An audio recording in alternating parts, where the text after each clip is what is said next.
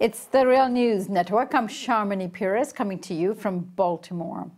In a vote of 55 to 43, the U.S. Senate confirmed the appointment of Alex Azar, the former CEO of the pharmaceutical company Eli Lilly, as the new Secretary of Health and Human Services on Wednesday.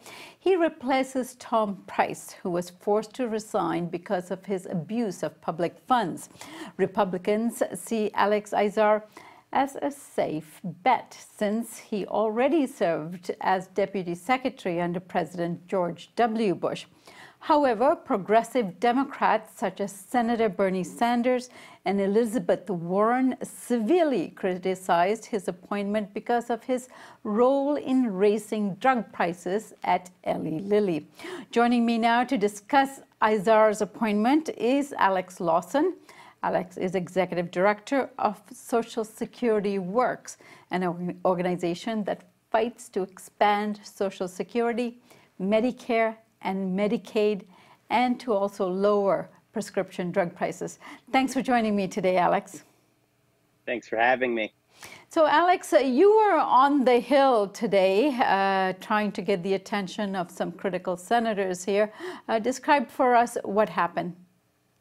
So we went to the Hill this morning to deliver over 300,000 petition signatures that we'd gathered with a host of groups, Unite Here, Public Citizen, Credo, the other 98%, just a few of them.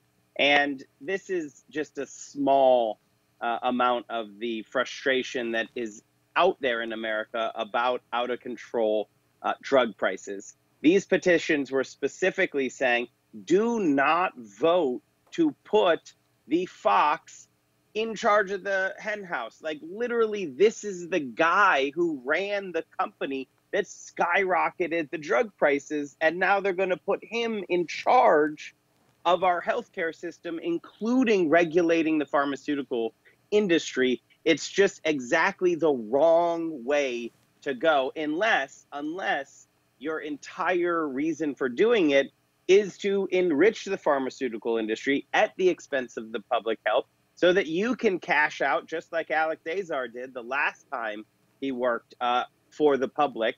He actually just cashed out and went directly into the industry that he was supposedly overseeing.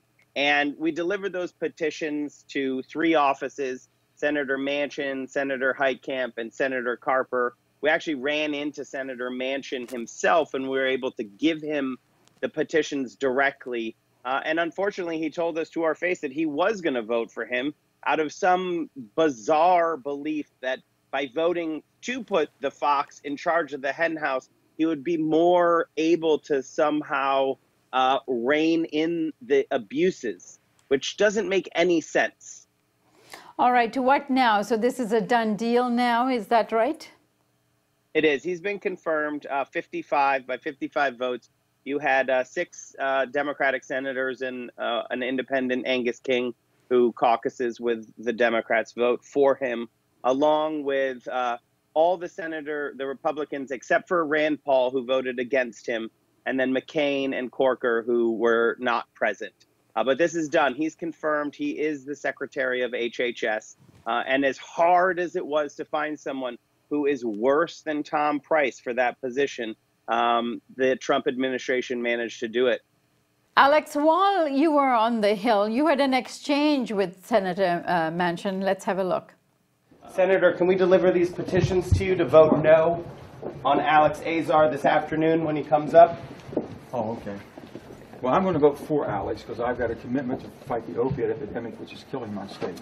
Alex Azar, when he was at Eli Lilly, worked in collusion with other pharmaceutical companies to skyrocket the price of insulin.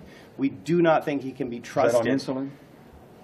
On insulin, yeah. Any of that is bad. The only thing I can tell you is I've got a commitment. I've got to fight the war on drugs, and I'm going to try to hold him accountable when I vote for him, and I can go after him in a much more credible way if he doesn't change his ways. Alex, tell us what happened. Describe that moment and why you think Manchin is taking the position he is. I mean, as you can see, he has his message down. And I'm not going to say that he doesn't care about the opioid epidemic in West Virginia. thinking that putting a pharmaceutical executive in charge of HHS is somehow a good way of addressing the opioid epidemic, when it was literally the pharmaceutical industry that created the opioid epidemic in the first place, is completely wrong. I do believe him that he wants to do something about the opioid epidemic in West Virginia. But I mean, the way you do that is by going after the pharmaceutical companies, which is not at all what Alex Azar is going to do. So you get to, why did he vote yes for Alex Azar? And I think the answer is, we all know he's very cozy with the pharmaceutical industry. I mean, he has family members who run pharmaceutical companies. The pharmaceutical company that created the EpiPen, which saw a tremendous price increase. And I think everyone remembers the outrage of that. That is, you know, I believe that it looks like he thinks that's acceptable behavior, that's what the pharmaceutical industry does, is that it rips off the people by skyrocketing the prices of drugs that they need to live, that literally, like Eli Lilly skyrockets the price of insulin, which type 1 diabetics need a shot a day just to stay alive. And that's Alex Azar's company. Year after year after year, the price of insulin goes up. And I think there's no reason to be generous to these senators who voted to confirm this guy. They voted to say that behavior is acceptable, and the American people reject that completely and totally. The American people are sick of being ripped off. They're stealing our money and our health, and it's time that the pharmaceutical industry start paying, not be put in charge of the entire healthcare system. Alex, recently Politico reported that Azar played a role in testing Cialis, an erectile dysfunction drug, on children. Tell us about this case and what had happened.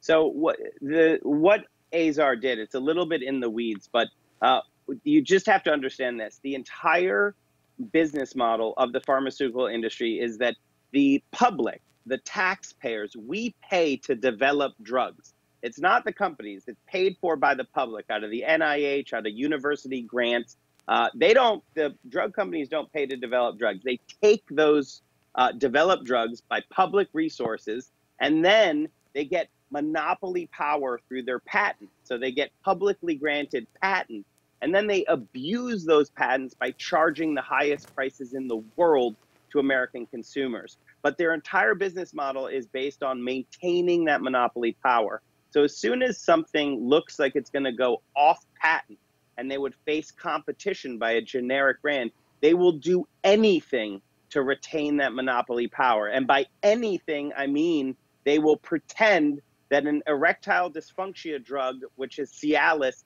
is somehow going to be okay to be used by children for some other indication. That is only because there is a law.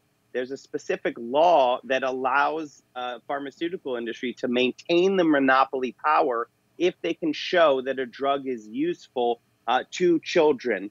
And that's all that he was doing there. It was just to do one thing: maintain the ability to rip off the American people. And you see, they have no qualms about it. They were testing Cialis on children to try to maintain the ability to rip off the American people. That is who now is in charge of our healthcare. Alex, I thank you very much for your interview and analysis, and look forward to having you back, as I think this is going to be a treacherous road for healthcare.